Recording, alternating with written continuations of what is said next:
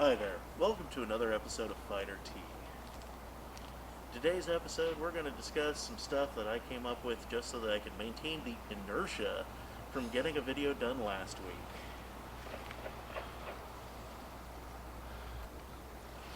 So one of the first things I want to talk about today is the fact that we're playing a sport, a game, either which way you want to define it, it's amateur. Nobody is paying their rent by SCA heavy fighting. Nobody is remodeling their kitchen off the prize money from SCA heavy fighting.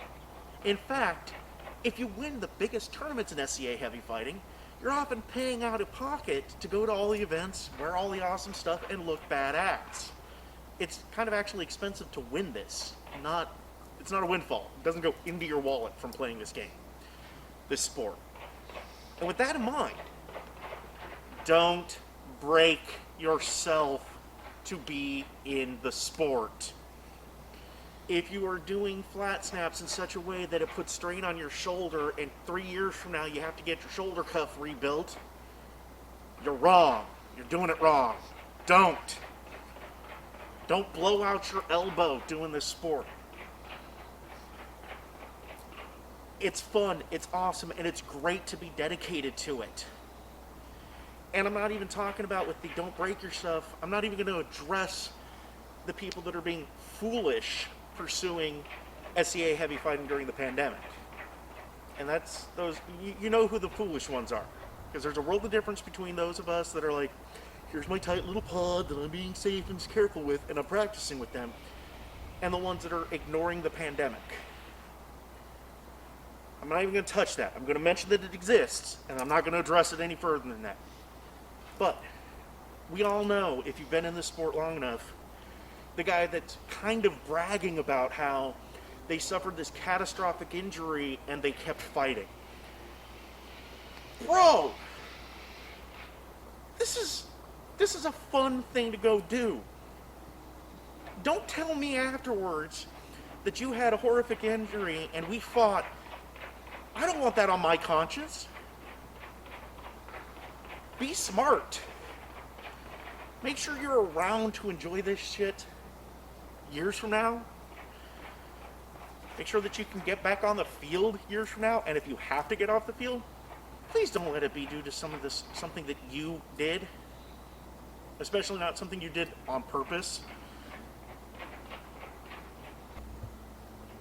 And to be clear, I'm not saying don't push past your limitations, don't expand your limitations, don't improve yourself, and I'm not discounting the no pain, no gain thing, but there is a world of difference between pushing past muscle fatigue and fighting with a broken bone and jacking yourself up permanently.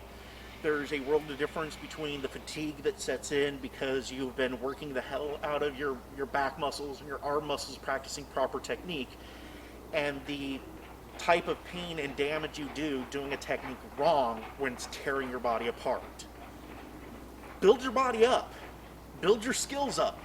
Don't tear any of that apart just to get yourself on the field one more day today, because you're costing yourself a lot of days on the other end of things. You'll hear a lot of people in the SCA talking about you walk off that field with the same amount of honor you walked on with that field, and that ties into this. It's kind of a dishonorable, shitty thing for you to walk in and be walking in damaged in such a way that your opponent injures you. Because it goes back into, we're here to kill our friends, not hurt them. If you step on the field with a kind of torn rotator cuff and you're just going to keep fighting and your opponent lands the blow that tears it the last little bit, why'd you do that to them?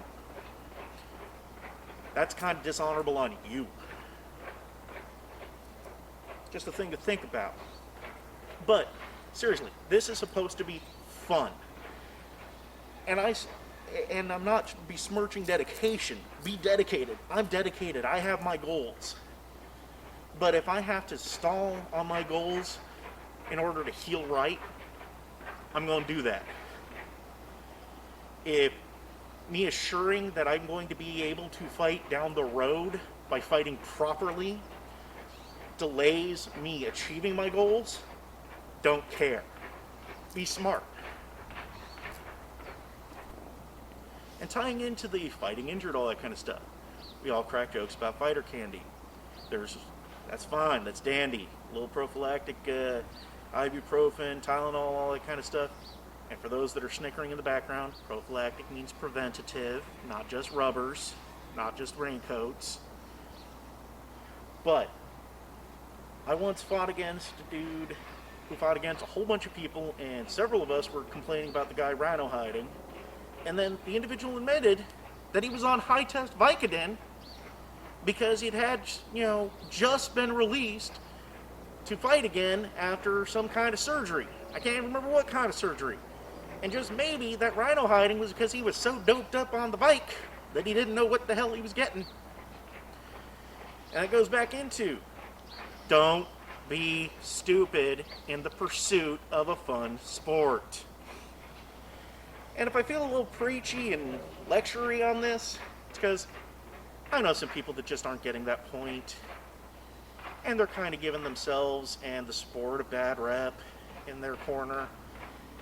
And I don't want any of my viewers to be doing that. And also, it's a lot easier for me to build up the inertia of making videos again by getting a little ranty, because I like getting a little ranty. It's a little fun to get a little agitated and throw that at a camera. I get to be all spicy and sassy. And speaking of sassy, shout out to Sassy and Sir Danger Muppet. You should check out Between Two Peers. This is the second attempt to address the pandemic and not have it hit the cutting room floor here. If you've got a group that's being smart, that you trust, that are being smooth and not dumb, have at, do what you want. It's on your conscience, not mine. I'm not going to besmirch anybody on that, especially considering that I have a very tiny group of people that are being very, very smart, that are taking a risk level that I feel is appropriate.